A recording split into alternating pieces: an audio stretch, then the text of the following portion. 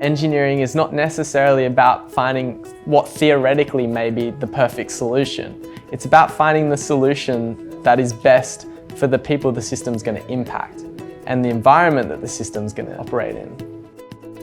My name is Oliver and I'm studying a Bachelor of Science at the University of Melbourne.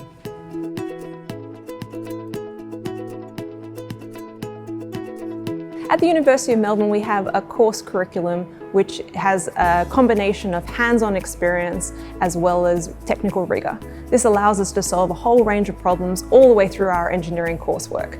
From first year, when we study courses like ESD 1 and 2, which are really looking at practical solutions to problems, all the way up to our final year capstone projects, which combine industry questions with great engineering solutions.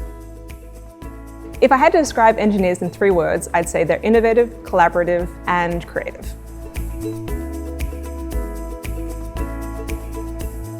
Engineering Systems Design 1 is centred around a design project where you design a water treatment and distribution system for a remote village. They give you a big design brief and then you had to design 4 subsystems to achieve getting clean water to these people. It's all about being practical. It didn't necessarily require you to memorize a whole bunch of equations that you could easily look up. What really matters and what is really emphasized is developing the right skill set to solve problems. I'm really looking forward to building on this skill set throughout my degree and looking at working in, say, a startup and definitely in a field that one way or another is going to help the environment. That's something that I'm really passionate about.